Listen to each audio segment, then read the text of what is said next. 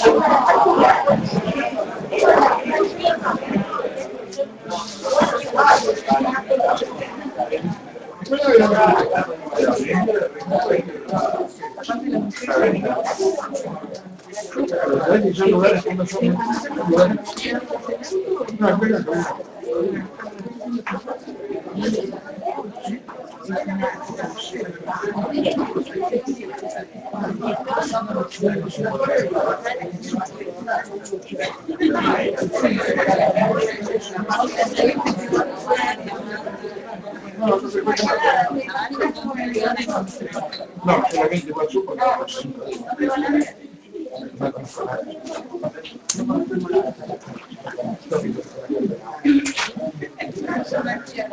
Estamos esperando 5 minutos más y ahora viene Carlos y la 5 minutos. Hay mucho tiempo, me parece. 4 minutos más. No, 3.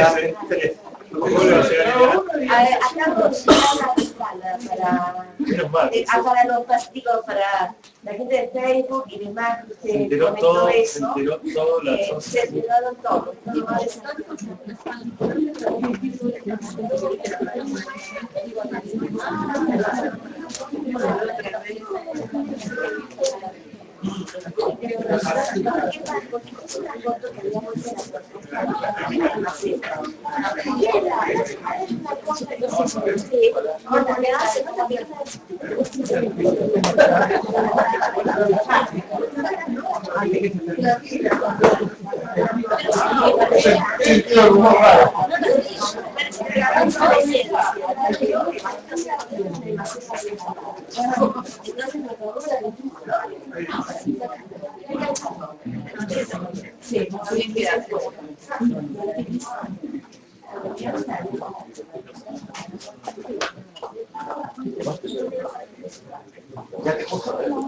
Francisco,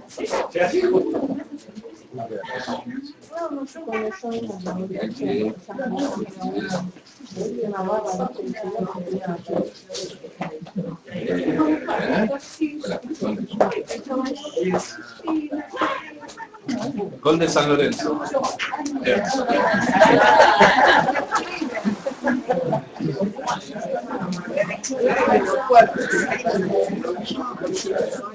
No, no tengo acá, no importa.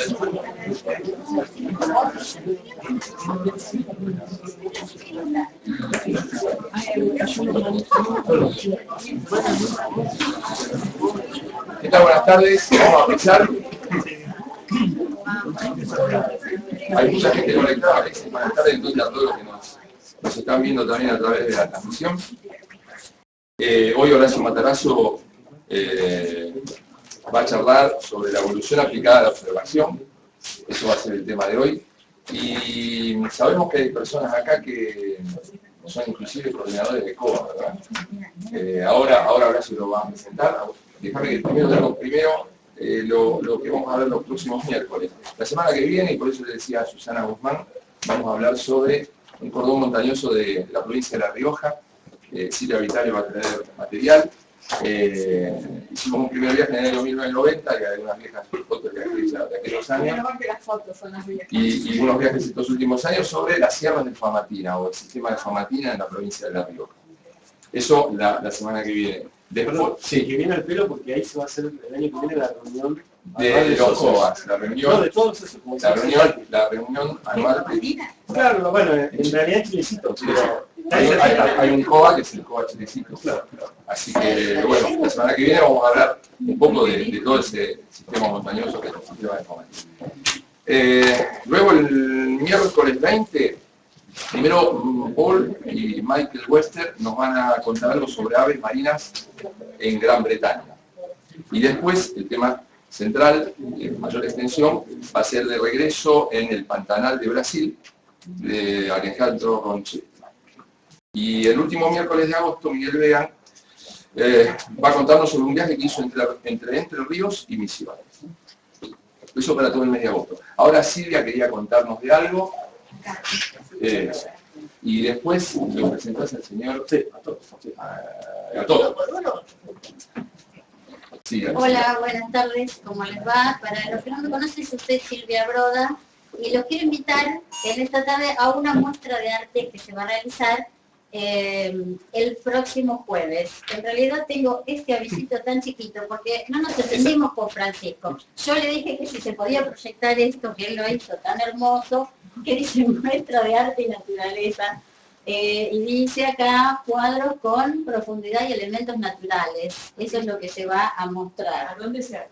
Se hace acá abajo, en el fondo, donde se hacen todas las muestras. Eso lo único que tienen que hacer es y caminar un poquito al fondo porque a veces nos cuesta. Les cuento que es la primera vez que hago esto. Yo, como la mayoría de ustedes, soy amante de la naturaleza de muchos años atrás y a todos los lugares que iba siempre me traía una hojita, una ramita, algo. Empecé juntando piñas, por ejemplo, y decía, esto es tan hermoso que hay que ponerlo dentro de un cuadro porque es demasiado hermoso. Y así empecé haciendo cuadros primero con flores y plantas prensadas y después descubrí esta técnica que es el cuadro tiene profundidad como el de arte francés y entonces tiene dimensiones. También me gusta recoger plumas del suelo y también hice algunos cuadritos con plumas que van a estar viendo. Así que bueno, me gustaría que vinieran, que lo pudieran compartir. Así que esto va a estar en Facebook, según me dijo Francisco. Recuerden que la inauguración es el jueves próximo a las 6:30 de la tarde, es la inauguración de la muestra. La muestra va a permanecer igual 3 semanas. Para los que no pueden venir ese día, después en cualquier momento ustedes pasan de 4 a 8, la pueden ver. Así que están todos invitados, muchas gracias.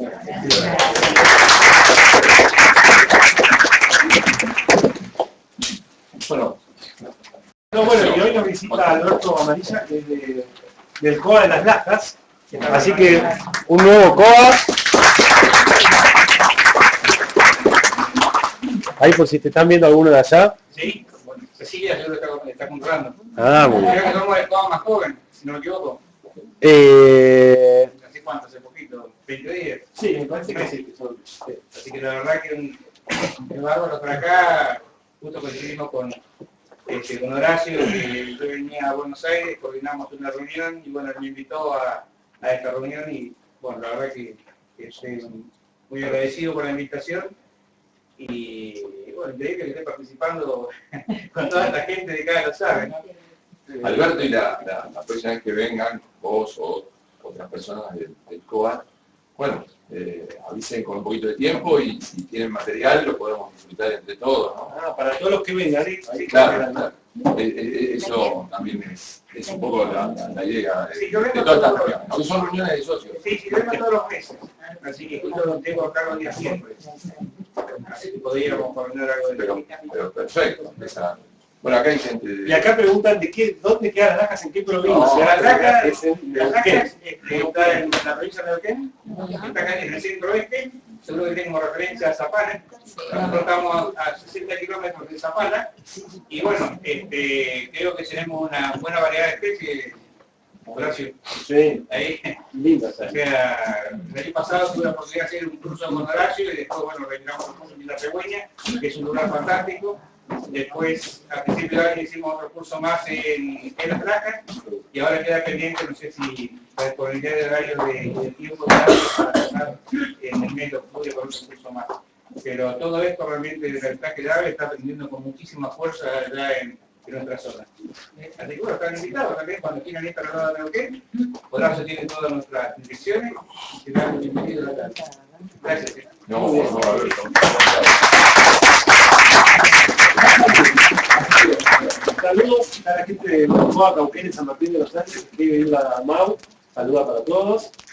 Marcelo Leanes, que se cree en tu Estela Garrido de Junín de los Andes. Mucha gente de Neuquén, por lo que... Ramiro Ramírez, el famoso Talcato Gómez, que gana las competencias desde Río Puerto. Que va primero, ¿no? Adriana Velotti, que está en Villa Cacique de Tandil, manda saludos para todos. Dice que no lo escuchaba nadie. Bueno. Dale, gracias. Bueno, finalizamos. ¿Hay alguien más que venga por primera vez? Por primera vez, pero bueno, segunda vez. Pero hoy no sé si Muy bien. Así que, gente de modo más nuevo, más reciente Y hoy se hizo social. ¿Hoy hiciste hace un rato? Vamos a ver. Bueno, la socia más joven. La última social. Y presentate. Yo soy socio también reciente, hace un mes atrás hice un solo curso, El de biogeografía. el de sí, Muy bien. ahora Bueno, muy bien. Vamos a dar la vuelta, así los que están mirando de todo el país. el país. Ahí está. Ella es la de las... La de la ventana de solución. Ahí está.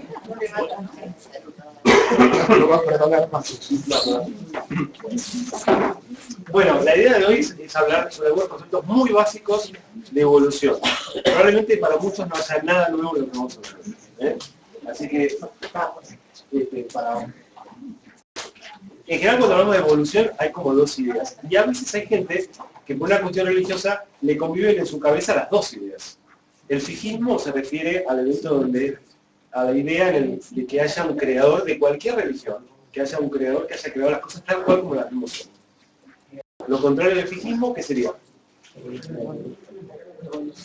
Claro, la idea de evolución. Evolución como cambio en el tiempo. Levanten la mano los que tienen alguna idea fijista todavía. Allá. ¿Y no creen en la evolución? ¿O tienen las dos? Las dos. No creen en la evolución. Qué bueno. No, una u otra. No, creo que la evolución es un mecanismo que podemos usar Para crear. la evolución, en todo caso, no está diciendo que no haya un Dios, por decirlo así. La evolución lo que dice es que explica un cambio, que muestra un cambio. El fijismo lo que dice es que no hay cambios. Bien.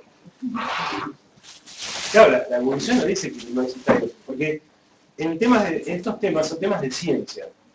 Y, digamos, el mundo, claro, uno puede mirar el mundo de muchas miradas, desde el arte, desde la religión o desde la ciencia. No son miradas contrapuestas, son distintas. Esto es qué dice la ciencia. ¿Sí? Bueno. La cuestión es que para los biólogos la evolución es un hecho, no es una discusión porque hay pruebas. Es decir, la ciencia es la ciencia que hace que una persona vaya a caminar a la luna, la ciencia que hace que en vez de morirnos a los 40 años nos muramos a los 100, o la ciencia que hace que hablemos por celular y miremos a una persona que está en Japón. Esa misma ciencia no tiene ninguna duda que la evolución es un hecho, no es una teoría. ¿Sí? Una teoría, desde el punto de vista epistemológico, es una explicación de un hecho. Por ejemplo, uno anda en bicicleta, la bicicleta anda y no se cae. Ahora, ¿cómo se explica el avance de la bicicleta en ciencia? Bueno, digamos, lo explicaba de una manera Galileo Galilei, lo explicaba de otra manera y con otras teorías totalmente distintas a Newton, lo explica totalmente de otra manera Einstein, y las teorías van cayendo, pero la bicicleta no se cae. ¿Sí?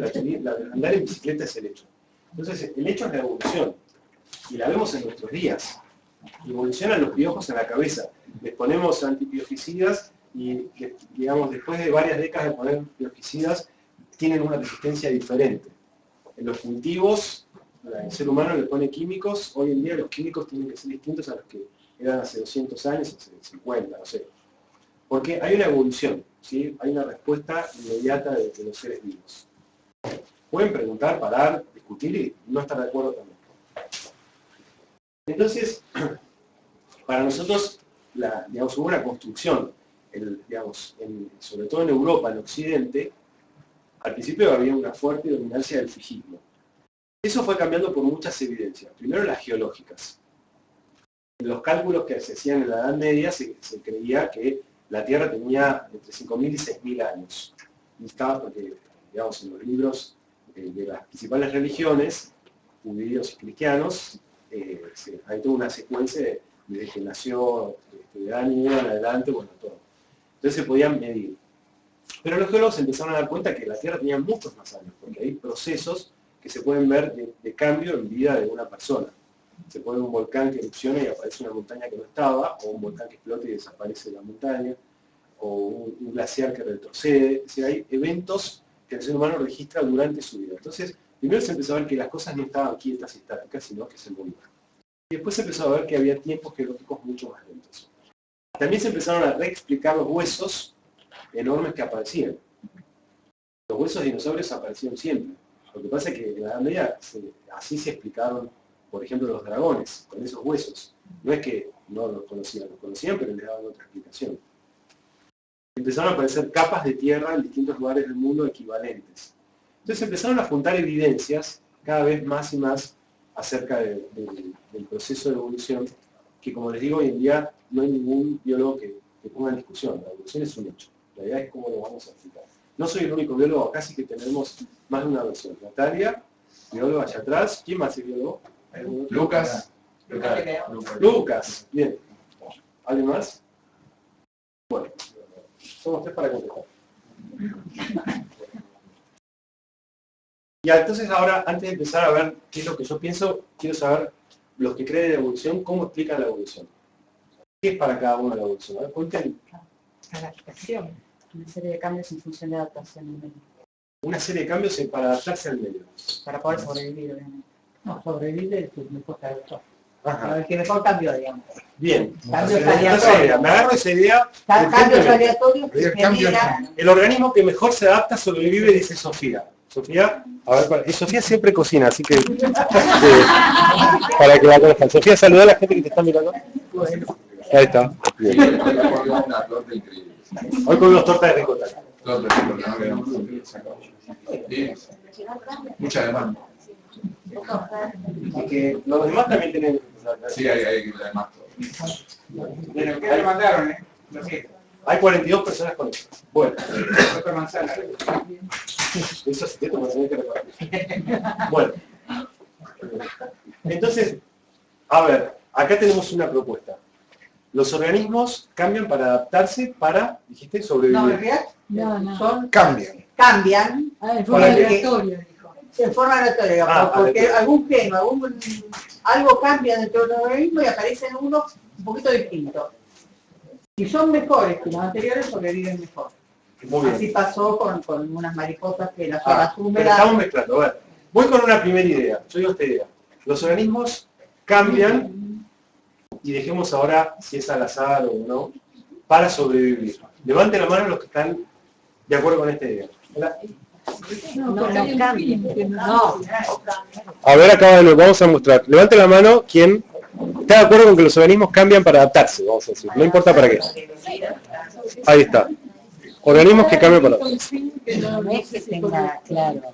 Cambian, no para. Cambian para. Aleatoriamente, bueno, claro. Claro. Surge alguna modificación que Creo que pasa mayoría está de acuerdo entonces, que los organismos cambian como adaptarse. Ahora, todavía el día de hoy se enseña en las escuelas las dos teorías principales, porque justamente todos los que están de acuerdo con eso estarían encuadrados entre una teoría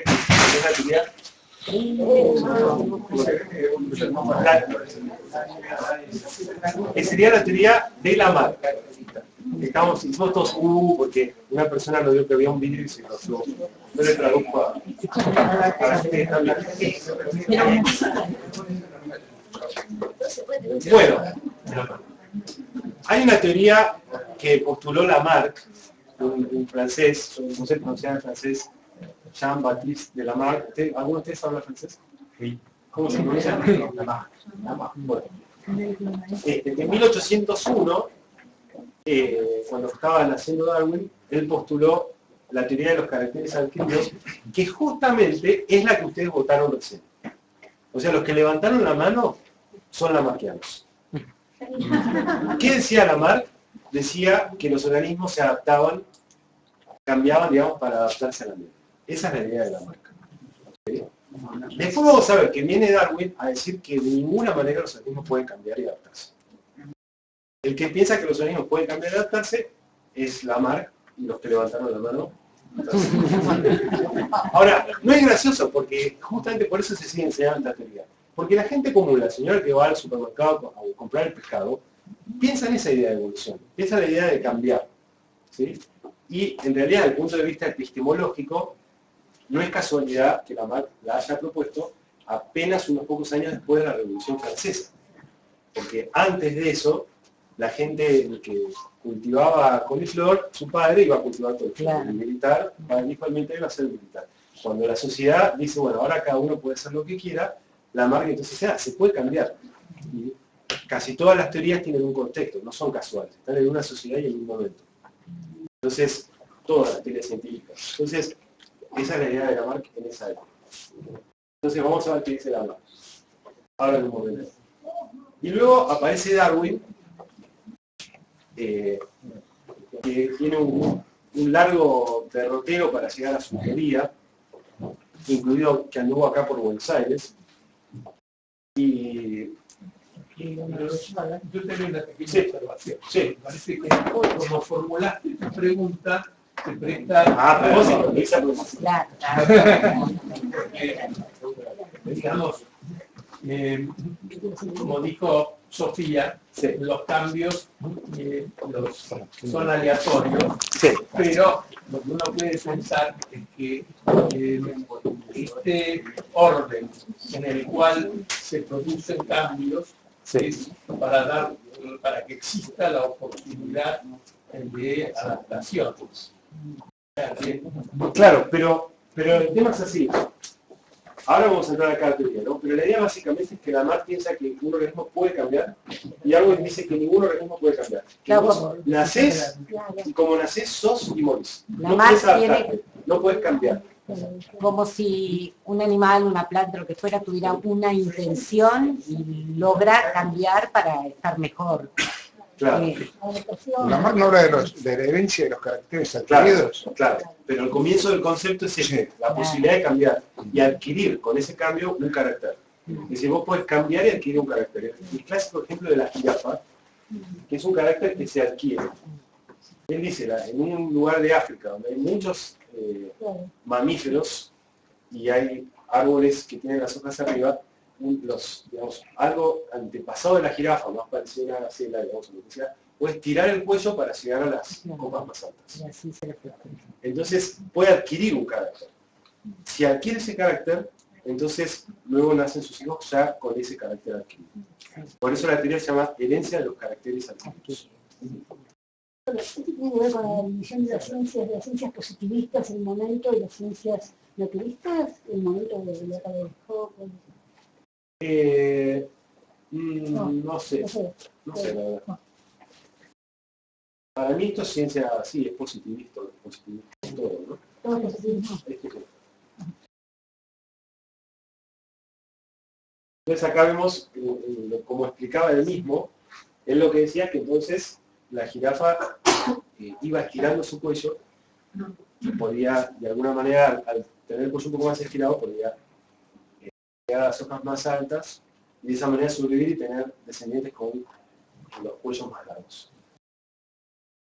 Entonces por eso se llama herencia de los caracteres adquiridos. Pero el concepto entonces es que la jirafa puede cambiar.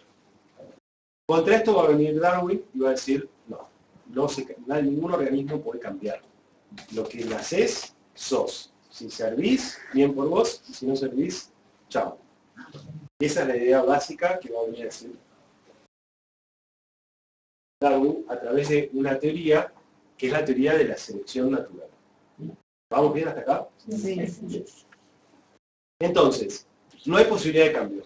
Uno dice, vos vas, por más que vayas al gimnasio y te mates y saques un lomo tremendo, tu hijo no va a nacer con más capacidad física ni con más lomo. Esa es la idea básica, que sería casi como decir, bueno, Si te haces un tatuaje, obviamente no es heredable o te teñís el pelo. Pero igualmente eso tendría una trampa porque no serían cosas que naturalmente se podrían hacer. Bueno, para Darwin hacer su teoría es un poquito más compleja. Él tiene 5 postulados, es decir, postula 5 ideas. Las 3 primeras son observaciones que él hace a lo largo de sus viajes. Las 2 últimas son conclusiones a las que saca. Primero hay que pensar en el tiempo en que estaba, ¿no? Él dice que los organismos descienden de organismos de su misma especie. Que parece algo obvio ahora, pero en ese momento no era tan obvio. Porque justamente es Darwin el que empieza a discutir el concepto de especie. Cuando agarramos la guía de aves, uno le lleva a la guía de aves, y vemos todas las especies, tenemos un ejemplo. Muy bien. Hay que venir a las reuniones con la guía de aves. Entonces, cada una de estas es una especie, ¿sí? ¿Qué es una especie? ¿Por qué decimos que esta es una especie? ¿Por qué esta es una y esta es otra? Porque tiene determinadas características. Primero que comparten características, todos los organismos de esta especie. ¿No? Bien, y además porque se reproducen entre sí. Y dan descendientes fértiles que se vuelven a reproducir entre sí. Porque supongamos que fuera posible que este se reproduzca con este. Entonces, ¿cómo se llama el producto? Un híbrido, que no puede reproducirse con nadie. ¿Sí? Que no tiene su sexualidad desarrollada como para poder hacerlo. Bueno, Darwin es justamente el primero que tiene que empezar su teoría planteándose el concepto de especie. ¿Sexualidad o fertilidad? Fertilidad. Luego, otra cosa que observa Darwin, y también acá es donde se ve clarísimamente qué significa estar en Inglaterra en 1820, 1830, post-revolución industrial. Él observa en la naturaleza también que nacen más los que pueden sobrevivir. Pero eso es una ley que hoy sabemos que es así. Es decir, en un nido, una pareja de aves pone 5 huevos. No van a nacer las 5 especies, los 5 individuos. Es más, si tomamos 2 chimangos, ¿no? Ponen 3 huevos. Si tuvieran 3 crías, a la siguiente temporada reproductiva serían 5. Vamos que arman 2 nidos, que cada uno pone 5 huevos, de 3 crías, perdón, serían 6 más. Entonces ya serían 11. Podrían armar 5 parejas, supongamos. Cada una pone 3 huevos. 3 por 5 tendrían 15 crías. Ya entonces pasamos de 3 ya estaríamos en 25, que podrían armar 12 parejas. Por eso está aguante el chimango.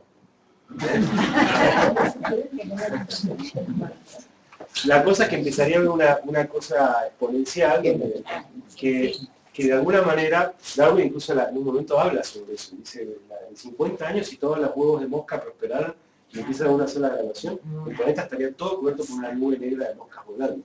Pero eso no ocurre, nacen más los que pueden sobrevivir. Luego, otra cosa que observa Darwin es que dentro de una población no existen 2 organismos iguales.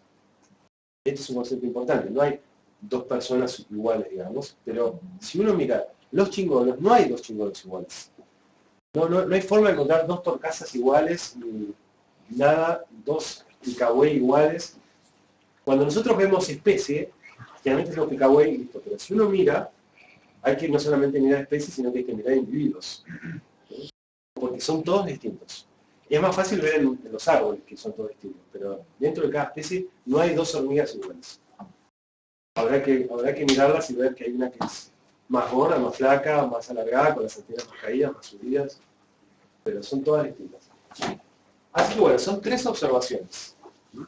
Darwin era muy detallista, analizaba las palomas, los gusanos, las lombrices, las hormigas, todo. Las huellas digitales deben de ser diferentes de ellos. Claro. De las hormigas. ¿Vendrán? Bueno. Con esto entonces Darwin llega a 2 conclusiones. Y esta es su teoría central. Como él dice, bueno, todos son distintos. Ya él sabe que lo que decía Lamarck no está de acuerdo. No pueden cambiar. Son distintos, nacen como son. Pero nacen mucho más, entonces dice, bueno, lógicamente, de toda esa diferencia, de todos esos que nacieron, va a sobrevivir el mejor, el más apto. Y se van a morir todos los demás. Entonces, porque si hay 2 chimangos en un lugar, después de muchos años va a seguir habiendo 2. y después de 30, 50 años otros 2. Sin embargo, todos los años tienen cría. Entonces, ¿qué pasa? Claro, se están muriendo, se los están comiendo, no están pudiendo reproducir, hay 1000 cosas que van a pasar para que se mantenga constante ese número. Entonces, nacen muchos más y sobreviven solamente los más aptos. Por eso hay una selección. Entonces, en la naturaleza, dice él, no hay un creador que lo haga ni nada. La naturaleza selecciona quién vive y quién no vive. Siendo el que vive quién, el más apto. No el más fuerte, porque puede ser un caracol. Estamos hablando de plantas, de hongos, esto se aplica a todo. Por lo tanto, el que es más apto es el que se reproduce y tiene descendientes que efectivamente van a ser más parecidos a sí mismos. Entonces, en el caso de la jirafa, tenemos jirafas, como dice algo, bueno, todas de distinto tamaño de cuello. Ahora, las que tienen el cuello más corto se mueren de hambre. Entonces, va a sobrevivir la más alta, la que tiene el cuello más largo. Como ya tiene esa característica, entonces va a tener descendientes que van a tener el cuello más largo. Y después, como ya se terminan muriendo todas las jirafas de cuello corto, lo que dice Darwin es que después de mucho tiempo, todas las jirafas van a tener hoy en día cuello largo. Aunque todavía el día de hoy va a seguir habiendo diferencias. Pero todas las jirafas tienen el cuello largo. Así que bueno, ese carácter entonces favorable se va a generalizar. Bueno, ¿quién está de acuerdo con Darwin? ¿Quién se mantiene de acuerdo con Lamarck?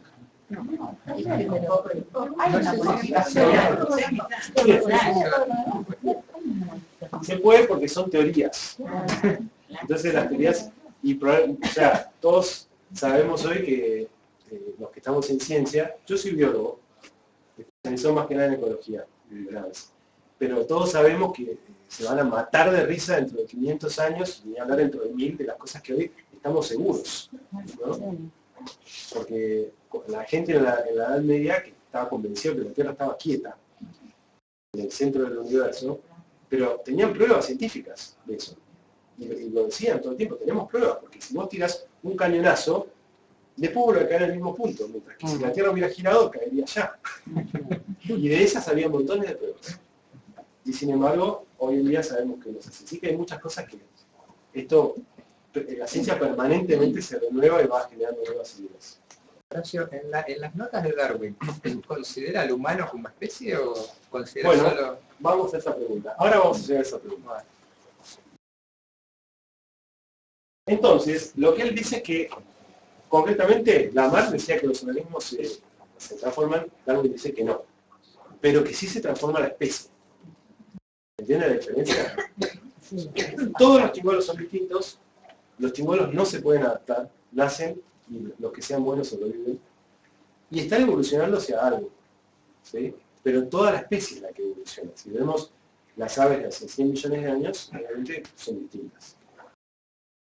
Y esta transformación es muy gradual, es un proceso muy lento. Es uno de los problemas que Darwin no logra resolver, porque en la historia de la vida en la Tierra, no siempre la evolución fue gradual. Él lo sabe y lo dice. Bueno, esto es una parte que yo no sé cómo explicar. Pero eso no le quita ningún mérito, ¿no? Darwin fue un genio, pero un genio de hace 150 años. Imagínense todo el conocimiento que hay ahora. Y este es un caso emblemático de Darwin, que son los pinzones. Darwin va recorriendo las Islas Galápagos y encuentra estos pájaros que parecen súper diferentes. ¿Quién estuvo en las Galápagos acá? ¿Cuántos? Bien. Tendremos que ir todos los dos. Fíjense el pico de esto, claramente parece un embericio pero enorme, ¿no? Parece un saltato. Y esto parece, yo lo veo y diría que es, no sé, un urnario. Pero en toda esta secuencia, lo que él hace es colectar estos individuos y los mandaba para clasificar, no los clasificaba él. La cuestión es que se lleva una gran sorpresa cuando le da la respuesta de que todos estos son todos parientes del mismo género, la mayoría, o de la misma familia, pero muy sacadamente emparentados.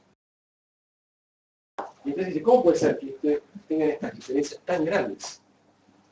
Entonces, esto es parte de lo que se va dando cuenta. Se va dando cuenta que en cada isla el proceso fue distinto según las necesidades de cada lugar.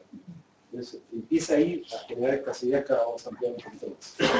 En la época de Darwin, ¿en qué se basaba la cogenitalidad? Bien, pregunta Cristian, ¿en qué se basaban en la época de Darwin? Y yo te diría, ¿en qué se basaban hace 2500 años los griegos cuando empezaron los sistemas de clasificación? En la época de Darwin se basaban en cosas que todavía se usan al día de hoy, que tienen que ver con el análisis morfológico. Los pájaros tienen un órgano del canto, por ejemplo, que es un tubo que se ramifica y que es donde producen los sonidos, se llama la siringe. Entonces, se estudia la siringe, se estudian los músculos, se estudian las plumas, ¿sí? Hoy en día se incorporó el ADN, pero el ADN no es la Biblia. Es decir, el ADN es un elemento más. Si vos haces la clasificación solo en base a ADN, podés cometer grandes errores. Es un elemento más que se incorpora.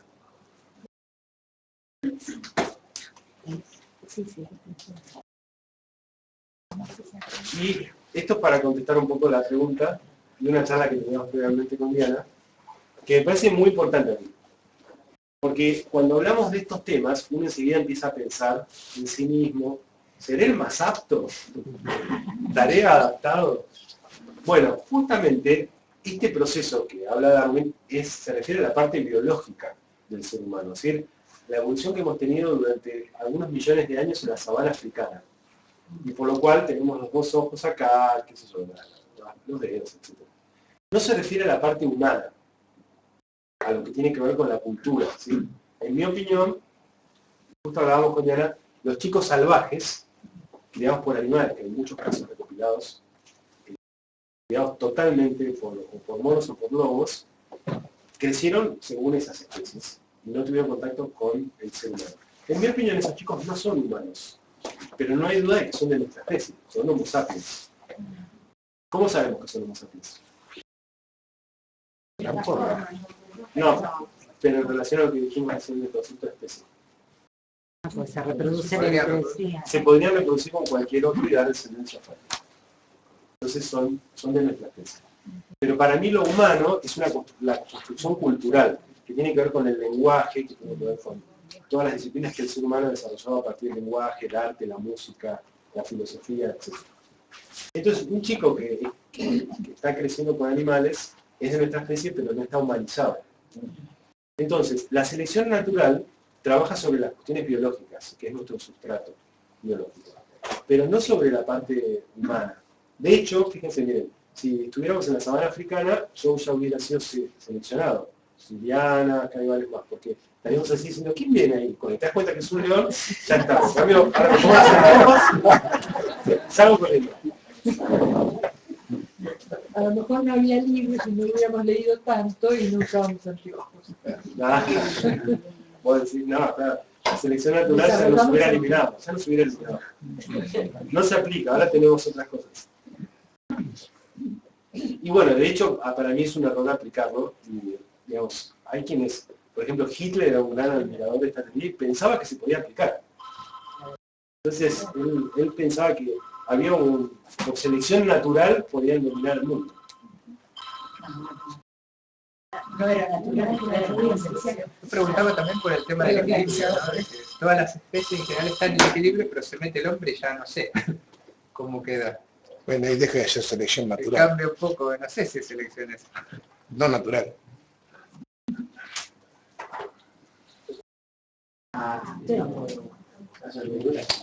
Vamos a ver un estudio de caso. O sea, vamos a ver un caso y ustedes me dicen si les parece, ¿cómo explicaríamos esto? Porque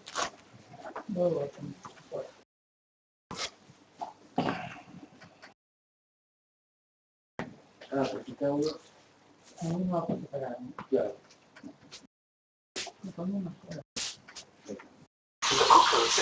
Los jugos dorados. Este es David Attenborough. Maestro. Es el Francisco Erice de Inglaterra. Bueno.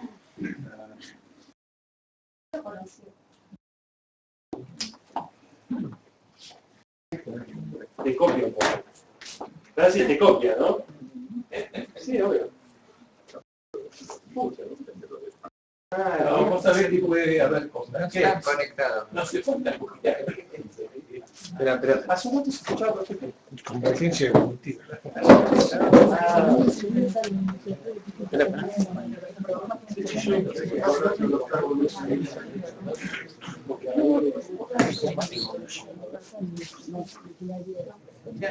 Sale por los parlantes.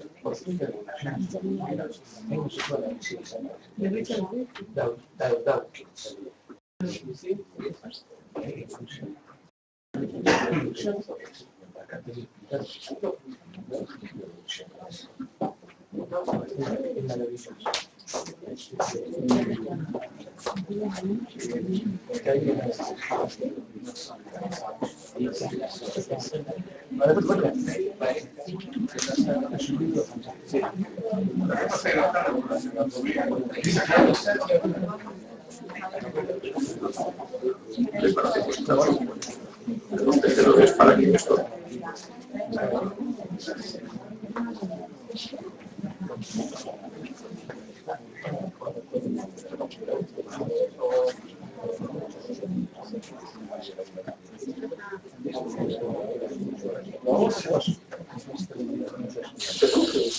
Los cucos harán lo posible para depositar sus huevos en los nidos de los tejedores para que estos los críen. Sin embargo, estos últimos son conscientes del peligro. Toman precauciones añadiendo largos túneles de entrada a sus nidos globulares como han venido haciendo durante siglos.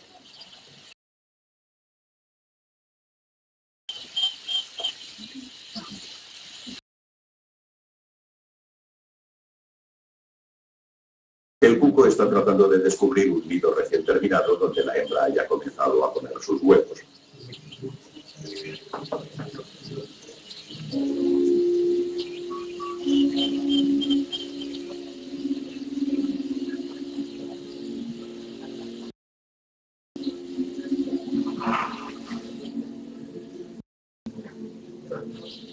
Allí hay uno.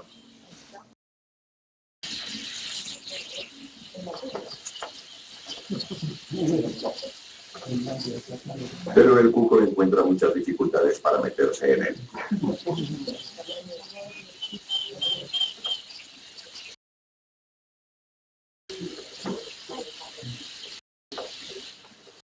En el pasado se encontraban con bastante frecuencia huevos de cuco en los nidos del tejedor, pero parece que ninguno ha conseguido hacerlo en esta colonia.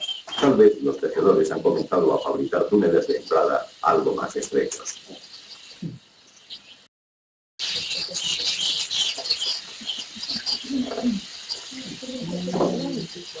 La victoria parece estar del lado de los tejedores.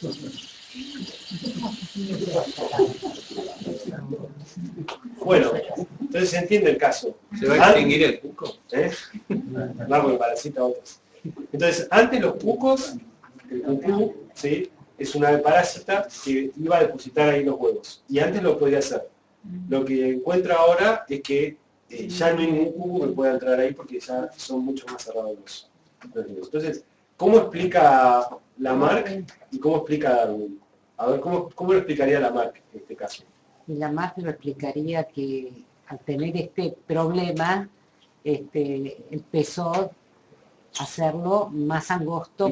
Aprendieron a hacerlo más angosto. Sí. Y Darwin lo explicaría, no sé, se me ocurre pensar que por alguna mutación nació un tejedor más flaco que hizo un nido más angosto, se me ocurre, no sé. Sí, no, pero ahí ya estamos metiendo ideas del siglo XX.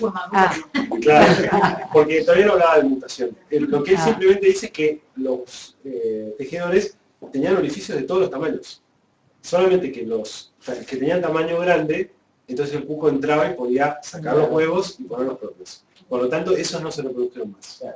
Los más cortos sobrevivieron y dejaron descendientes que fabricaban más cortos.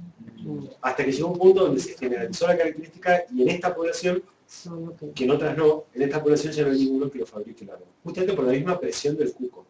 El cuco fue el que hizo la presión selectiva para llevar eso. ¿Se entiende? Esa es la idea de Darwin.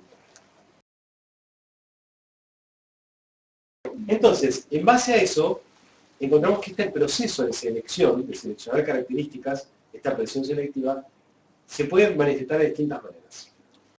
Una manera con la que se manifiesta muy típica es lo que se llama la selección estabilizadora, que hace que los caracteres en una especie se estabilicen. Fíjense, nosotros vamos acá estas gaviotas, ¿sí? Y realmente, como hoy decíamos, todas las hormigas son distintas, todas las hormigas son distintas, pero a nosotros nos parecen todas iguales.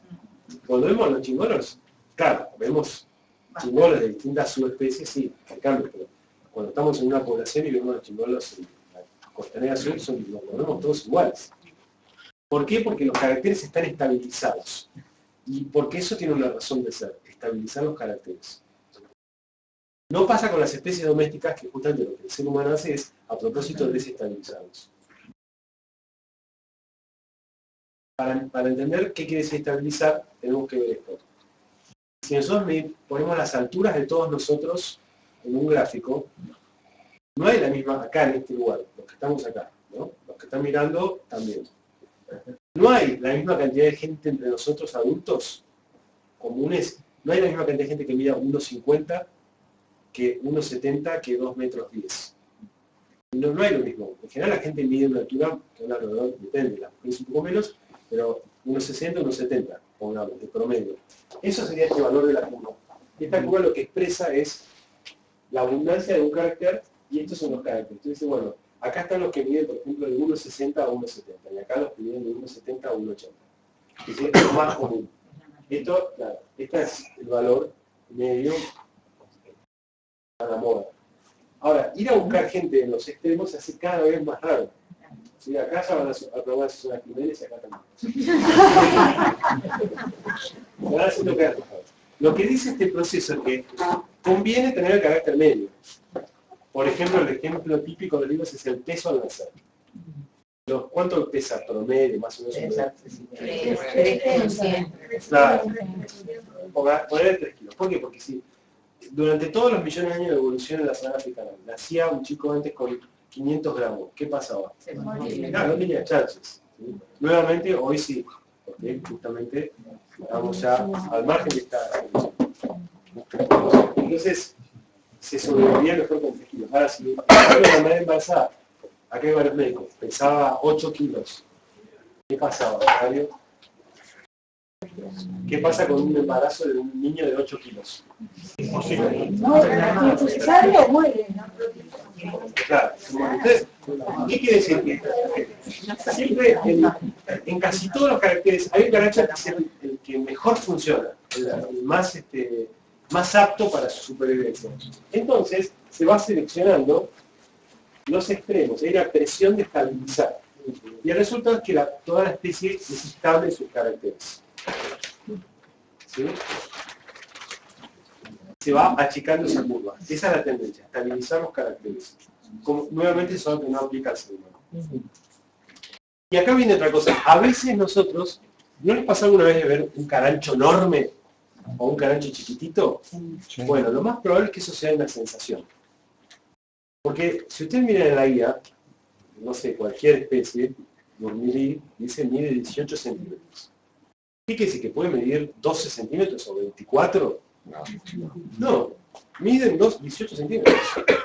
Cuando uno va al museo y nos agarra la mano todas las pieles, miden 18 centímetros. Ahora, hay un más menos. O sea, puede ser un poquito menos y un poquito más. Pero no puede ser, como decía, 14 o 20 centímetros. Medirá uno 17,5, otro 18,6. Hay pequeñas variaciones. Nada que nosotros nos demos cuenta. Cuando nos parece que un bicho es enorme, es porque según cómo le da la luz, según que tenga de fondo, si está abajo, si está arriba. Según que hay cerca. Claro. Otro pajarito más chiquitito. Claro. Ahora, sí hay diferencias dentro de las subespecies, ¿no? Realmente hacia más astrales se aumentan los tamaños, hay distintos tipos de variaciones posibles. Pero mucho hay de sensación. Lo que quiere decir es que los caracteres están estabilizados. No, cuando me das el libro me retiro porque tengo paleontología. Ah, sí. Hasta el miércoles.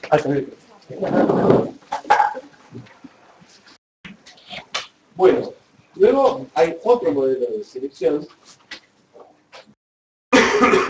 que es la selección direccional, donde no se estabiliza un carácter, sino que muy al contrario, en esa curva que veíamos, estaríamos siempre yendo hacia un extremo.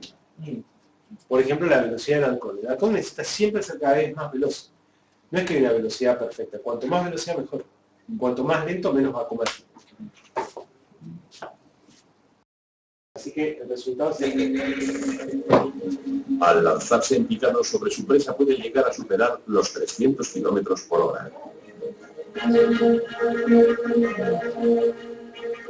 Logra la máxima eficacia aerodinámica extendiendo sus alas hacia atrás como un avión a reacción. Después las bate para acelerar.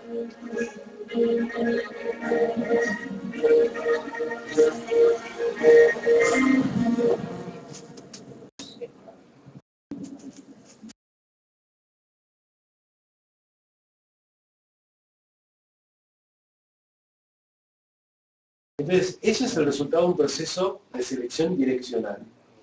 ¿Sí? Porque los antepasados de los halcones, hace 100 millones de años, obviamente, no tenían ni esa aerodinámica ni nada. ¿Sí? Se ha ido seleccionando, siempre sobrevive el más rápido, que es el que más posibilidades tiene de cazar y de comer. Y siempre se van eliminando los que sean más lentos, que son los que menos comen. Podría haber otras estrategias, el más astuto, el que sabe acechar, no importa, que no es solamente fuerza, ¿no? En este caso la velocidad fue lo que la selección trabajó más, ¿no? En el caso de los halcones. Por supuesto también hay la respuesta de las especies a las cuales comen el halcón, ¿no? También necesitan ser más rápidas para escaparse porque tienen un predador atrás. Pero también va a sobrevivir siempre la presa más rápida.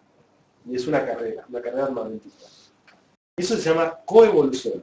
La evolución no es de una especie, sino que es de todas a la vez, y de todas en relación con todas las demás. ¿También eso se da por la alimentación? ¿Cómo?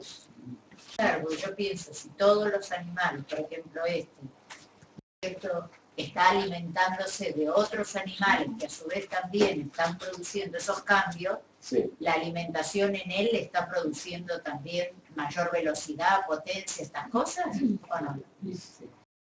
Sí, de hecho el ser humano tuvo un desarrollo fuertísimo de su capacidad, de su cerebro y de su inteligencia a partir de incorporar nuevas fuentes de alimento. Por eso.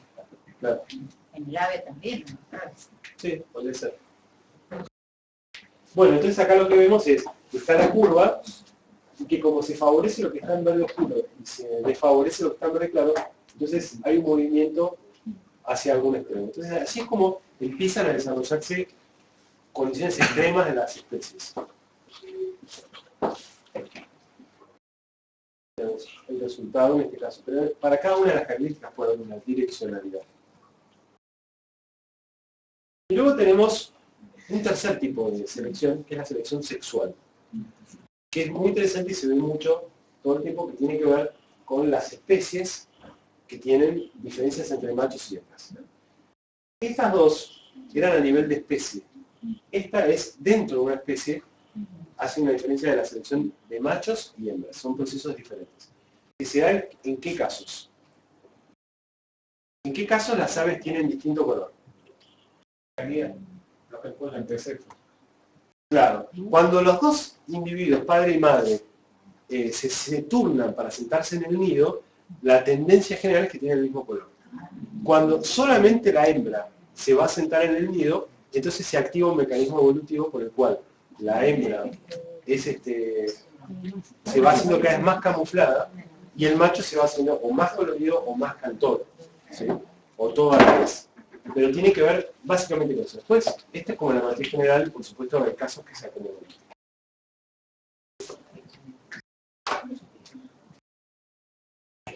Perdón, en el caso de la sexualidad también eligen el macho más alto, hay una relación... Sí, eligen el macho de algo. Habría que ver qué consideran, ¿no? Habría que ver los bailarines qué consideran para elegir, no sé. Que canta más, que tiene mejor Claro. pluma. Estos no son de acá de Argentina, pero... Este es el faisán de Bulwer con sus espectaculares barbas.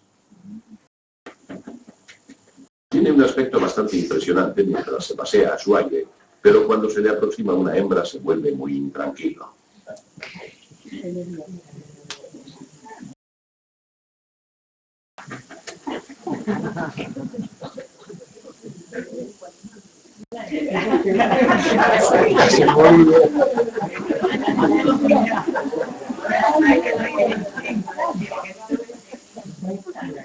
A pesar de su aspecto, no consigue impresionar.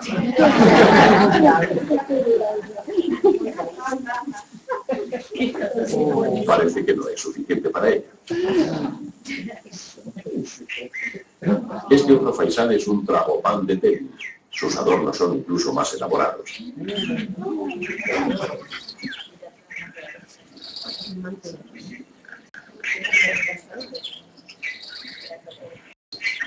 Y si los tiene, ¿por qué no mostrarlos?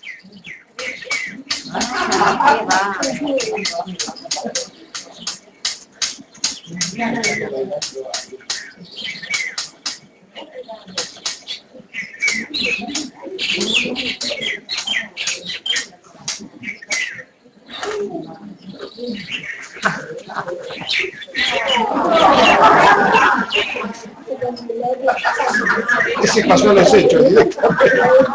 El macho del lafóforo resplandeciente se mete a la hembra con el despliegue del mayor abanico iridiscente que posee especie alguna.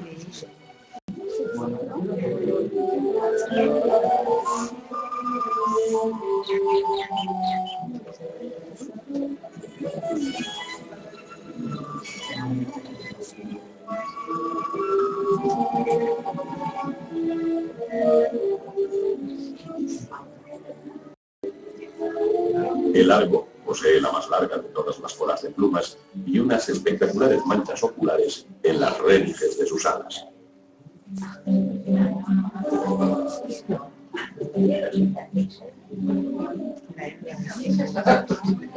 ¿Y quién puede rivalizar con la cola de un pavo real?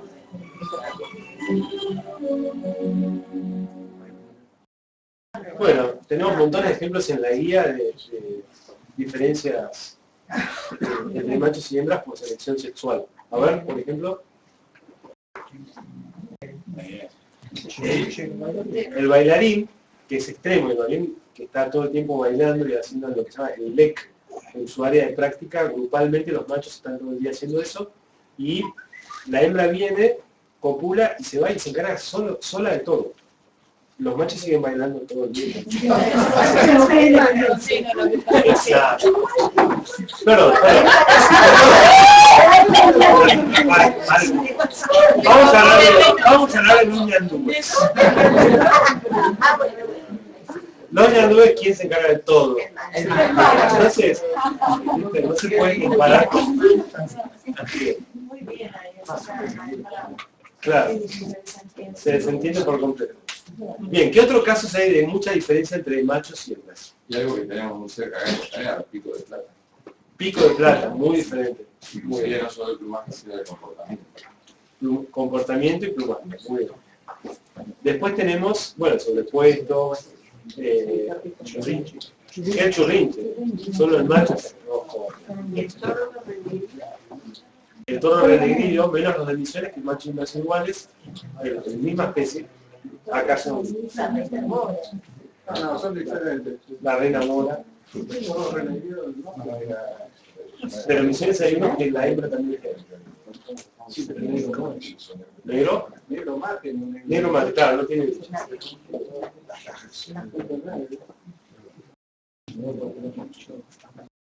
Así que bueno, esos son los casos, entonces donde en general es la hembra la que se encarga de apoyar. Bien. Así que bueno, eso como ve la selección, entonces lo que hace es elegir una característica, que en algunos casos es estabilizar una de la población, en otros casos es direccionarla, ¿sí? Y en otros casos es diferente para machos y hembras. Y hay otros casos también más complejos que se estudian, como la selección disruptiva, que puede favorecer los extremos pero no el medio. Todo eso está siendo estudiado.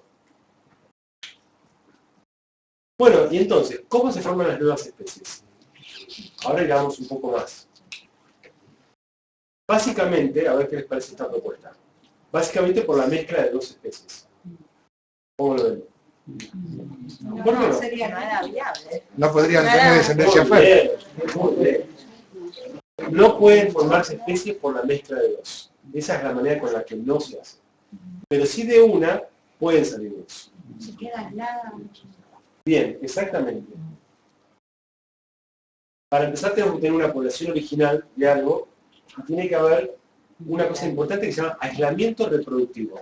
Tiene que quedar dos poblaciones totalmente aisladas. Si están un poquito aisladas y van y vienen, ya no sirven, tienen que estar totalmente aisladas. Por ejemplo, continentes que se separaron, entonces el proceso, como ya dijo Darwin, esto va a ser muy lento, ¿no? Si el ser humano hubiera quedado todo, el ser humano partimos todos de África, ¿sí? Después tuvimos un periodo como medio aislados. Entonces se dio lugar a distintas formas. Los chinos, bueno, los orientales, la gente de autores distintas, los europeos más blancos, los nórdicos, qué sé yo. La gente de Sudamérica también tuvo sus formas. Si se hubiera quedado todo ahí paralizado y sin más movimiento, a la larga el proceso podría haber seguido. Pero el ser humano se empezó a mezclar todo y de hecho somos todos la misma especie, ¿no? Bueno, voy a ver el aislamiento reproductivo.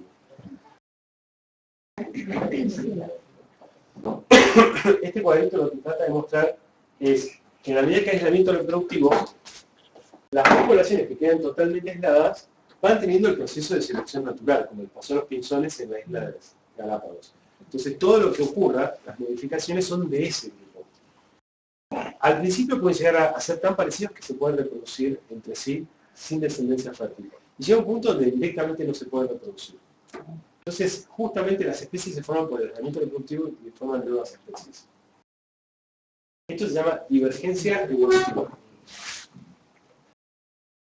Entonces, si una población quedó en una zona más al norte, por ejemplo, estos son las lechuzas europeas, la que está más al sur se mantiene marrón, pero la que está más al norte va evolucionando a estar camuflada en un ambiente que necesita estar más blanco. Entonces, ¿cómo sería? Para Darwin sería, nacen lechuzas de todos los colores, nacen muchas más las que conviven. Entonces siempre se van a ir muriendo las más oscuras y cada una más clara que haya tiene más chances de vivir. Generalmente lo que nosotros vemos hoy es el resultado de la evolución pasada. La evolución no es ahora solamente, la evolución viene de siempre. Entonces, lo que hoy vemos, agarramos la guía, estamos viendo el resultado de la evolución. Y entonces, en algún momento, todo lo que ahora es género fúlica quedó separado en poblaciones. Cada una de las poblaciones dio lugar a una especie distinta. Después, como digamos, el mundo está cambiando permanentemente, los continentes migran, el clima tiene ciclos, entonces se pueden volver a reencontrar. Pero si ya están separadas, después ya se mantienen separadas. Entonces, hoy en día encontramos en los mismos lugares varias especies del mismo género, pero primero tuvieron que estar separadas. Podemos decir con certeza que tienen un antepasado común. ¿Sí? Y generalmente es un antepasado común inmediato, por eso siguen siendo el mismo género. En cambio, cuando encontramos cosas muy parecidas, pero que ya no tienen el antepasado común inmediato, ya es otro género. Ya es mucho más distinto, ya no pueden hibridizar supuestamente. Todo digo en términos de su posición, porque no siempre se sabe. La otra vez encontraron híbridos de cardenal amarillo con yuca, y estaban hibridizando. Están las fotos, en el vídeo, los dos. Y se supone que son distintos géneros, pero bueno, todo esto son teorías que el ser humano va construyendo y no es que sepamos todo, estamos lejos de saber todo. Entonces, pero bueno, esa es la idea de ir armando distintos géneros. Entonces, así es como vamos armando la construcción. Los géneros, este es otro género, las dos pollonas, y la gallineta, ¿sí? Rallus o Parirallus. Y como a su vez todos estos tienen un antepasado común un poco más atrás, entonces las agrupamos en una familia. La familia no solamente agrupa bichos que se parecen, sino que se parecen porque tienen un antepasado común. ¿Sí? Y eso se deduce estudiando los órganos internos, como decíamos, las plumas, los huesos, todo. Y ahora el ADN que respalda, confirma o propone algún cambio tal. Vamos más allá, entonces vamos viendo que las familias también pueden tener grados de parentesco y así se forman los órdenes. Entonces, todos los uniformes tienen un antepasado común. Entonces, la guía no está ordenada aleatoriamente, al azar, sino que primero hay un orden en la guía que es evolutivo. Los más primitivos están al principio y los más desarrollados recientemente que no usamos la palabra más evolucionados, están al final. Y no, digo, no son más evolucionados porque si todos están vivos hoy, tienen el mismo tiempo de evolución. Y entonces, bueno, así se van agrupando por órdenes y por familias, y dentro de las familias, órdenes. Todas las guías del mundo tienen el mismo sistema de ordenamiento. Entonces uno va a cualquier país, compra la guía, va a ver que están las mismas órdenes y familias en los mismos lugares de la guía.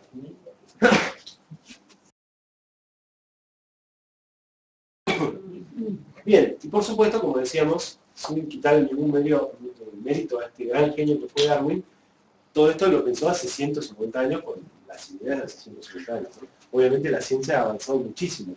Entonces hay muchas cosas que han aparecido, como el ADN, como muchos conocimientos de química y biología, pero también muchas otras ideas. Incluso hay muchos, en biología se está replanteando mucho el alcance del ADN, ¿no? Porque, como decíamos hoy, hay toda una parte que no se puede explicar con el ADN, que es todo lo que se llama lo post-transcripcional. Que es el ADN se sabe bien perfecto cómo fabrica la fábrica de todas las proteínas que conforman el cuerpo y todos los constituyentes. Ahora, se gastó durante 20 años gran parte del presupuesto de ciencias naturales para investigar todo el genoma humano, los países que vieron los cromosomas. Fuimos a fondo y se estudia muchísimo biología molecular. Supuestamente íbamos a saber el mapa, como el plano de una casa, el plano de la persona.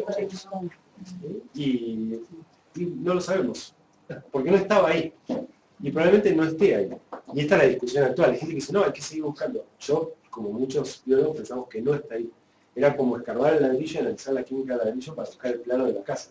El ADN fabrica los ladrillos, pero por ejemplo la forma que uno tiene de la cara, por eso hablo de post-transcripcional, se transcribe el ADN en proteínas, pero la forma no se encontró nada y probablemente no esté ahí, no esté en el ADN. No quiere decir que no sea heredable, sí, uno tiene la cara parecida a la de sus padres, de alguna manera viaja. ¿Cómo viaja de padres a hijos? No se sabe. Si a uno le interesa más este tema, hay varios autores que están desarrollando las nuevas teorías que están siendo muy controvertidas porque hay mucha resistencia también de los biólogos moleculares, pero les recomiendo a algunos biólogos como Rupert Sheldrake o Bruce Lipton. Rupert Sheldrake es inglés y Bruce Lipton es estadounidense. Tienen muchos libros que hablan sobre lo que se llama la epigenética, cómo es el control externo de los genes o ambiental. Bruce Lipton, como el té. Y Sheldrake plantea la teoría de los campos morfogenéticos, que es lo que dice es, no hay que volver para atrás, pero así como la Tierra como planeta tiene un campo geomagnético, que es una fuerza física, probablemente él propone que cada organismo podría ya tener en el óvulo cigota, pero formado a partir de los campos del espermatozoide y el óvulo, su propio campo de formación en base al cual se organiza la información de tal manera que eso está articulado con el ADN permanentemente. Si el ADN fabrica las proteínas y ese campo de información es el que las organiza. ¿Lo podés extender otro más o en otro momento un poco más eso? Sí. ¿Y la otra teoría cuál es? No, esa es la de Rupert Sheldrake. La de Lipton es la de la epigenética. Epi porque está por sobre la genética. ¿Sí? Cómo se expresan o no se expresan algunos genes. Después, otra cosa que Darwin mismo sabía de su limitación es que los tiempos de la teoría de Darwin son como muy lentos, ¿no? Y hay momentos donde hay periodos de mucha aceleración. Y cuando nosotros estudiamos, que algunos a lo mejor en el colegio incluso ya lo estudiaron, las relaciones entre los seres vivos, ¿se acuerdan que hay relaciones donde los dos se benefician, que se llaman mutualismo o comensalismo? Relaciones donde uno se beneficia y otro se perjudica, parasitismo, predación, bueno, que uno se beneficia y otro se perjudica. Y relaciones donde los dos se perjudican. Ahí te digo, por ejemplo la competencia. Cuando hay un recurso que es limitado, por el aire no se compite, pero un recurso que es limitado y hay más de una especie que lo usa, entonces están compitiendo. No se tiene ni siquiera que ver, uno puede ser nocturno y otro no. Bueno, justamente Darwin se focaliza en las relaciones negativas. Competencia, predación, y lo que muchas teorías actualmente lo que dicen es qué pasa cómo es la evolución cuando se basa en las relaciones positivas. aparentemente habría como una aceleración enorme del proceso evolutivo en base a las relaciones de asociatividad de las especies.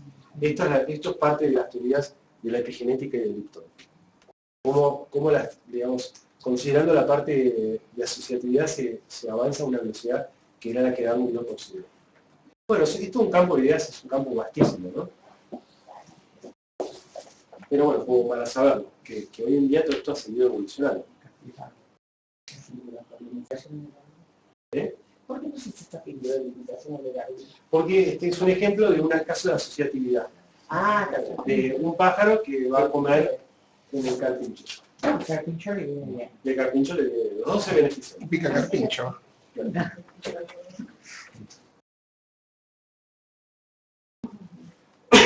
Otro fenómeno que nos va a confundir un poco los términos, porque antes hablábamos de divergencia, que es el fenómeno de convergencia evolutiva.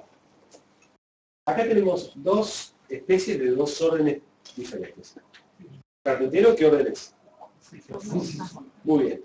Entonces tenemos un carpintero que es, claro, un piquiforme, y este que es un coraquiforme, es decir, es pariente ¿de quién? Del martín pescador. Bien. Y que es un roedor, exacto. Y que justamente es el prototipo de su familia, de la familia Coraquidae. Entonces, y esta es la familia Piquidae. Entonces, estos en Sudamérica aprendieron, sus antepasados, ¿no? De piquiformes, aprendieron a comer en los huecos de los árboles en la selva. Y a meter los picos y los... Entonces, ¿qué es más favorable? ¿Tener un pico largo o tener un pico corto? Cuanto más largo, para meterlo dentro de un hueco, a buscar huevos, a buscar nidos, a comerse los bichos. Bueno, lo mismo pasaba con estos. Los dos son carnívoros, ¿no? Pero estos son de Asia y África. Entonces, grupos de estos emparentados, de estos órdenes, en cada lugar tienen origen a formas más adaptadas para esa función. En Sudamérica, los piquiformes dieron lugar a la familia de los tucanes, las fastidiades. Y fíjense el pico que tiene. Y en cambio, dentro de los coraquiformes, aparecieron los calaos, que son de esta parte del mundo. Fíjense. Entonces, no hay duda que se parecen. O sea, a mí me parece que no hay duda que se parecen, ¿no? Yo le decía tucano, los calaos de África. Pero bueno, pero sabías que no eran. Que no era, no, pero me salía tucano, me salía calado. No es un caso de divergencia, no es que tienen un antepasado común, sino que de cosas que no estaban emparentadas, desarrollaron formas parecidas. Esto ocurre muchísimo en el mundo de las aves. Lo que se llama convergencia evolutiva es la adaptación, la mejor adaptación posible a ese lugar. Porque claro, la evolución es la misma, están en la selva. Las selvas son parecidas, su estructura, su forma. Entonces, se va seleccionando lo que mejor sirva para esos hábitos que él va a tener ahí. Y como en este lugar el ambiente es el mismo, la presión selectiva es la misma, conduce a algo muy parecido. Entonces se llama convergencia evolutiva. A veces encontramos cosas que son aparentemente parientes y no tienen ningún grado de parentesco. Como en este caso. No se me ocurre así rápido un ejemplo. A ver, ¿quién me ayuda a ver? Los buitres. Bien, muy bien. Los buitres europeos, que son parientes de las águilas, falconiformes definitivamente, con respecto a todos nuestros jotes, que no son buitres, y el cóndor, que están en la familia Catatidae, que se discute dónde la metemos, pero que aparentemente no son, no serían falconiformes. Para muchos biólogos la tendencia es que serían cigüeñas, ciconiformes. Para otros dicen que hacer de su propio grupo catartiformes. Bueno, es una discusión que en el momento se va a terminar de dividir. Pero es una convergencia, buitres y jotes. Otro, el pingüino. El pingüino propiamente es un ave originalmente de Europa, que era un alca, que es un alca que no volaba. Entonces se extinguió en unas islas que estaban al norte de Europa. Entonces cuando los europeos vieron a los ñandúes y dijeron los avestruces, vieron a los inamúes y dijeron las perdices, y vieron a estos y dijeron los pingüinos. Después aquel se extinguió, así que quedaron los pingüinos. Los vencejos, ¿no? Muy bien, las golondrinas y los vencejos. Son parecidos y no son parientes para nada. Muy bien eso, porque la gente pregunta, ¿cómo no somos golondrinas? No, claro, es convergencia evolutiva. Interesante. Bueno, y para terminar, ya estamos terminando, ya que hablamos de evolución, de origen de las especies y de cómo esto surge, hay que ver en una escala mucho más macro cómo fue el proceso de evolución. Las aves descienden de dinosaurios. Es más, para muchos, la otra vez en una de las reuniones de ornitología neotropical, que se hacen de toda Sudamérica, digamos, nos vamos juntando en algún país, hay un paleontólogo muy famoso, de apellido Chape, argentino, que vive en Estados Unidos, que él en su conferencia magistral decía, basta de decir la clase aves, las aves no son separadas de reptiles, decía, las aves son reptiles, hay que los libros de la escuela sacarlas y ponerlas adentro de los reptiles. Porque es un reptil más, y de hecho está toda la secuencia, no hay ningún punto de corte, de quiebre. Esto es totalmente emplumado, que es una característica básica de las aves, no hay duda de que es un dinosaurio plenamente con dientes y todo eso, de la época de los dinosaurios. Es utilizado los dinosaurios terópodos. Uno famoso, por ejemplo, del terópodo es de la película Jurassic Park, los velociraptors, que al final de la película quieren comerse a los chicos. Bueno, que ya tenían muchas de las características de las aves actuales, como huesos huecos, ¿no? Y eso, digamos, ya una vez que lo adquirieron les facilitó el vuelo, los 3 dedos para caminar, bueno, por supuesto las plumas, ¿no? Al principio no eran para volar, eran para el calor del cuerpo, de hecho lo seguimos usando como plumón. Así que bueno, lo que me interesa es muchísimo para ver por dónde va este tema.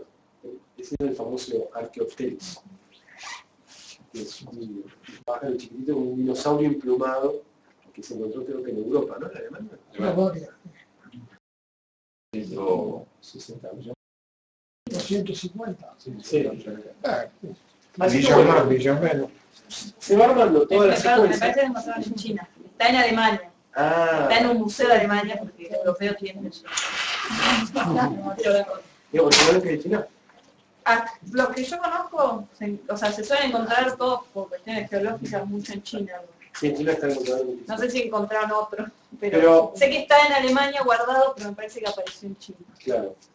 Al igual que le pasó a Darwin, que hace 150 años lo criticaban diciéndole que no tenía toda la secuencia, y esa idea del eslabón perdido, bueno, en términos de eslabón perdido, como si no está toda la secuencia del ser humano, hoy en día está toda. Lo mismo está pasando con las aves. Esto es un conocimiento gradual que se va construyendo y permanentemente, cada año, se van encontrando las piezas de la construcción, ¿no? Este es un en el Brunellandia de la Patagonia, gigantesco. Esto es toda la secuencia de estos terópodos de cómo fueron avanzando hacia las líneas de las aves actuales.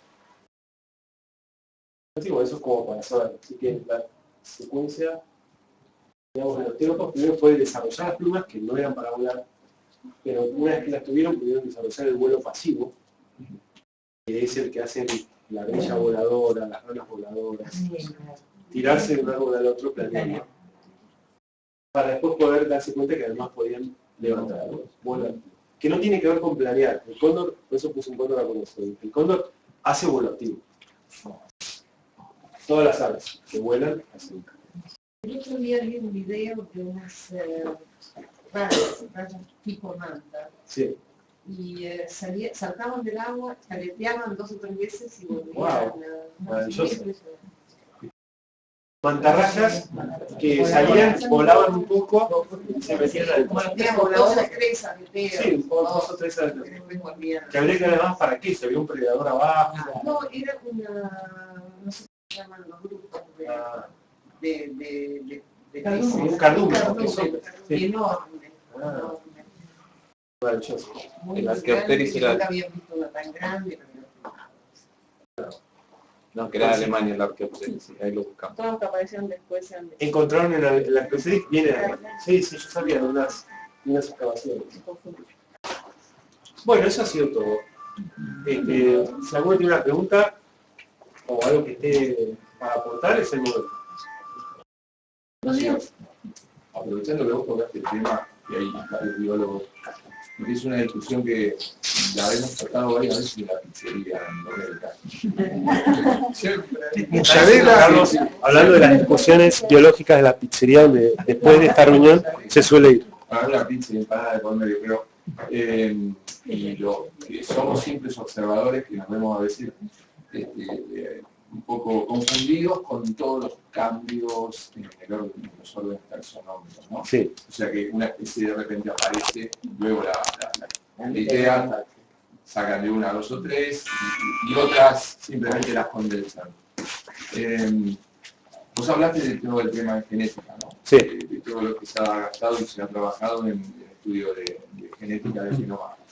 ¿Cuál es, aprovechando, vos sos biólogo y hay algunos otros hoy acá, cuál es hoy la línea como para que los taxónomos dividan especies o junten especies? ¿A qué se le está dando mayor importancia? Pregunta Carlos, vamos a decirlo a a la cuestiones cámara. morfológicas, comportamiento o específicamente a temas genéticos. ¿Cuál es la línea de trabajo? ¿O hay varias líneas de trabajo? Hay varias líneas de trabajo, cada uno tiene claro. O sea, como decimos en otra cultura, ¿no? Cada maestro con su libro. Tal cual. Hay, por ejemplo, biólogos moleculares que plantean de hacer solamente a través de ADN. Hay biólogos que dicen no queremos usar ADN, solamente la tradicional. Hay biólogos que dicen esto es una construcción. Hubo una tendencia bastante enfocada en lo que es... Sí. En los últimos 20 años hubo como un avance enorme, 30 años, un avance enorme del ADN. Pero como ahora también hay limitaciones del ADN, es donde empieza a ver este tema. Si vos querés dividir los esporofila por ADN, te metés en un problema. Vos viste últimamente lo que ocurrió con los capinúcleos. Hubo todo un cambio fenomenal de géneros, dicho que parecería que en el campo uno los ve por comportamiento emparentados, ahora están en géneros distintos, entonces confunde un poco. La otra vez Francisco Erice decía una cosa es salir al campo y observar, eso es, digamos, en eso debería haber una bibliografía para que luego la genética siga por otro camino, porque lo que pasa es que todo lo que es genético termina confundiendo. Para mí, a mi criterio, a veces nos olvidamos de que todo esto empezó porque empezó Aristóteles, que tenía un lío de especies y dijo, a ver cómo organizo esto. Y a veces hay que hacer una organización que nos sirva a nosotros. Y en cambio, que nos sirva a nosotros, para el campo, para entender. Dejando un poco de lado la ciencia dura, digamos. No, pero ¿por qué la ciencia dura o blanda? Yo creo que a veces uno cree, hay muchos biólogos que creen que ya tienen la certeza del 100% de la seguridad. Y que entonces si hacen ese estudio con esa técnica, listo, así es. Cuando en realidad, yo te digo, bueno, si vos mirás la humanidad, no se va a pensar que dentro de 1000 años van a decir, sí, esto ya está, llegó. O sí, no sé, a mí me parece que no. Entonces, todo discutible. Claro, para mí van cambiando los criterios, a veces también pasa que encuentran un error, eso está bien cambiarlo. Pero también cambian los criterios, porque si vos ves el sistema de reinos, para Aristóteles era una cosa, en la Edad Media era otra, y en el siglo XX ha cambiado varias veces. Las bacterias se separan en 2 reinos, después se separan en 3. Los protistas, pero bueno, cambian las evidencias. ¿Esto no tiene que ver con también una postura como epistemológica de la ciencia para Sí. el estudio como más lejos que la... Hay una disciplina que se llama epistemología, que uno sabe, ¿cómo era tu nombre? Claudia. Claudia nos recuerda, la epistemología es la episteme, según los griegos, es el conocimiento. Es cómo se construye el conocimiento. Uno puede no saber la epistemología y que te enseñen y entonces vos trabajás en eso. Pero si vos decís, bueno, pero ¿cómo se construye el conocimiento? Hay un contexto social, en una época se le podría haber ocurrido la teoría de Darwin o Lamarck, indistintamente de donde estaba la epistemología, te dicen no. ¿Sí? Pero muchos científicos dicen, no, sí, es el conocimiento que te va llevando. Entonces hay una discusión filosófica, epistemológica. De varias ciencias que confluyen. Claro. ¿no? Claro. Natalia creo que estaba escribiendo comentarios. Sí, no, agregar, Sí. además Natalia es bióloga. No, además de lo que dijo Horacio, de que hay distintas formas, me parece que igual lo primero que yo diferenciaría o sobre lo que llamaría la atención es que cuando nace la clasificación de la vida, de los animales, de las plantas, todavía no estaban las ideas de Darwin y de Lamarck de que cambiaban. Entonces era todo como un ordenamiento en cajitas. Bueno, lo más parecido lo pongo acá, lo más parecido lo pongo allá. Cuando viene la idea de que en realidad todos los animales vienen de un ancestro común, hacia atrás todo, o sea, que hay cosas que se parecen porque están más emparentadas evolutivamente, aparece la idea de que esa clasificación no debería ser arbitraria o bueno, solo por un parecido superficial, sino que además esa clasificación debería reflejar esa historia evolutiva. Entonces, esto de que lo que está parecido está en un mismo género, o sea, hoy en día la clasificación, la sistemática o la taxonomía trata de que, bueno, la sistemática es el estudio de las relaciones entre las especies, y la taxonomía es lo que le da nombre. Hoy en día no pueden ir separadas para la ciencia, digamos, claro, porque creemos que esa taxonomía tiene que reflejar las relaciones entre especies. Entonces, si yo tengo dos aves del mismo género, eso tiene que significar que están mucho más cercanamente emparentadas entre sí que a la de otro género y a la de otra familia y así, sucesivamente. Entonces, los cambios no solo tienen que ver con la herramienta que se use, sino muchas veces lo que pasa es que, por ejemplo, un ejemplo con el que yo trabajo que son las reinamoras, tenemos del género Cyanocomsa hay dos, y está el género Cyanoloxia, la reinamora enana, la reinamora grande es Cyanocomsa, y hay otra reinamora del mismo género. Por diferentes estudios, sobre todo en genética, pero que no significa que sea la panacea, como decía Horacio, se vio que la reinamora chica en realidad es más cercanamente emparentada a la grande que esa otra, que es de otro género, que acá no está en Argentina, está en Brasil, el Cyanocomsa cyanoides. Entonces, lo que habría que hacer, si eso se confirma... Ese parentesco lo ves a través de sus ancestros.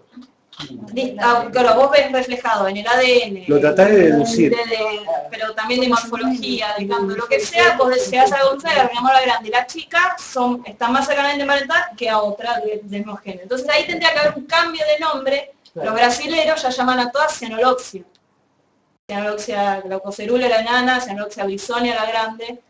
Pero eso, bueno, ahí ya entran reglas de nomenclatura de qué nombre darle prioridad o no. Pero quiero decir, eso que parece un lío, que uno dice, ¿por qué andan cambiando de un género al otro, de vuelta de acá para allá? Es porque están tratando de que ese nombre tenga un sentido biológico o de relación. Que dentro de más allá de qué herramienta se use. Como decía Horacio. Considera que hay idas y vueltas, ¿no? Sí, es así, pero porque la ciencia es una ida y vuelta. Porque la ciencia, a diferencia de la religión, no tenés un dogma, esto es así.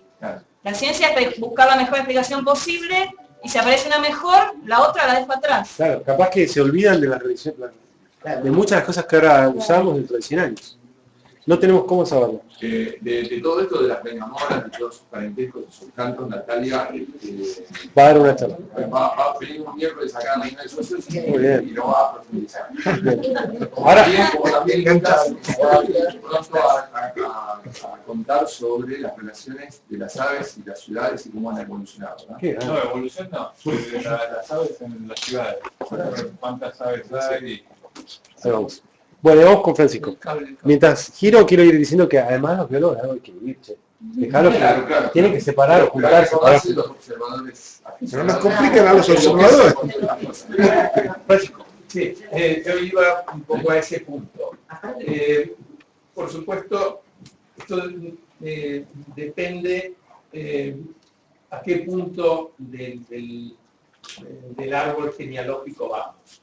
Creo que es más fácil encontrar cosas que deben ser cambiadas a nivel especie y quizás género. Pero ya cuando vas para arriba habría que ser extraordinariamente conservador para proponer cambio, porque si no creas un gran caos. Entonces, por ejemplo, si realmente hace falta cambiar un orden, tendría que haber, pero unas pruebas formidables de que se justifican. Entonces, por ejemplo, tenemos los pelecaniformes, sabemos que tienen un rasgo muy importante en común, que es tener los 4 dedos palmados, creo que son los únicos que lo tienen. Pero de golpe te enterás de que los cormoranes ya no son más pelecaniformes, sino que serían suliformes. Yo pienso que eso es una barbaridad, digamos, tendría que haber una evidencia extraordinaria, porque estamos hablando de parentescos mucho más lejanos de los que tenemos una idea muchísimo más vaga. Creo que se puede tener una razonabilidad mucho mayor para separar especies, por ahí para hacer algún cambio de género, pero ya para ir para arriba de la cadena tendría que ser muy, muy concluyente antes de hacer. No puede ser que creemos el orden de los uniformes y que dentro de 5 años nos demos cuenta que nos equivocamos. Claro, encima, a veces por la soberbia decimos, yo tengo un método que es infalible, que puede hacerlo con el ADN, y claro, como vos decís, nos perdemos la razón de ser de la clasificación, que era salir al campo y decir, a ver cuál podemos, cuál podemos. Pero basarse en rasgos morfológicos solamente, sí. Basarse en rasgos, tiene el peligro de que estemos clasificando especies que serían similares por la convergencia evolutiva. O sea, el hecho de que especies tengan las mismas alas o el mismo pico puede ser una cuestión de convergencia evolutiva que no tiene nada que ver con el parentesco. Cuando se hacen trabajos con genes, con ADN, ahí es como que se deja de lado la posibilidad de que haya una convergencia evolutiva y se descubren parentescos que ya vienen del ADN. O sea, esa es la cuestión cuando se trabaja con genética, y por eso hay muchos cambios, porque hay revistas especializadas de biología molecular que largan árboles filogenéticos de géneros de especies. Entonces, eso se publica todos los años, y por eso siempre hay cambios en los géneros, se van cambiando los géneros, porque se descubre que especies de diferentes géneros en realidad tendrán que estar dentro del mismo género, o viceversa. O sea, es la cuestión de que hay mucha investigación científica todos los años, y se produce mucho conocimiento en general de todo, actualmente. Eso, si esto tuviese que ser así permanentemente, significaría que finalmente tendríamos que tener 2 clasificaciones distintas. Una de ordenamiento para saber dónde estamos, y otra para representar exactamente la línea evolutiva. Se podría fundir, yo creo que habría que fundirlo. Claro, bueno, por eso yo digo, la mejor manera de fundirlo es ser muy, muy conservador con los cambios a aquellos niveles. De otro modo, me sucede, sí, perfecto, los biólogos podrán estar siguiendo toda la literatura día a día, pero el resto del público interesado en los animales o en las plantas no puede estar cambiando sus fichas todo el tiempo. Entonces, no puede ser que una guía que uno saca tenga una validez de 3 años, porque después... todo el tiempo, es un negocio editorial eso. O sea, siempre hay nuevas ediciones con los nuevos nombres. Bueno, ¿alguna otra pregunta o comentario? Saludamos a la gente de Villa de Angostura, que está ahí mirando, el Coat indica. Saludos a Martín. Bien, saludos a Martín. No, pero saludos a Villa Cacique, que hay alguien de Villa Cacique. Ah, ¿vos sos de Villa Cacique? Sí, yo de Villa Cacique Barker. Mirá, Adriana Velotti, tenés ahí un goalkeeper para ir a pajarear. Bien, ¿qué alguien iba a decir algo? Sí. Había un científico que estaba trabajando a la par de Darwin. Wallace. No hablaste nada de él. No, Darwin y Wallace trabajaban paralelamente en la misma idea. Uno en Australia, viajaba por Australia, el otro viajaba por América, y desarrollaron toda la misma idea. Un caso increíble, bueno, ha pasado muchas veces. Tenían contacto entre ellos. Que aparecen los tenían contacto entre ellos. Empezaron a tener un intercambio que justamente Darwin no estaba publicando, porque las ideas de Darwin, la mujer de Darwin no quería saber nada porque tenía una postura muy religiosa. Y le dijo, bueno, ¿es eso o yo? No. No, y bueno, entonces cuando la gente de la sociedad científica en la que estaba Darwin dice, publicar porque no van a publicar lo mismo, bueno, eso no cambia nada. Pero sí, bueno, en realidad tiene el mismo mérito que Darwin. Pero bueno, Darwin se hizo más famoso. Suele pasar. Más marketing. Bueno, muchas gracias a todos.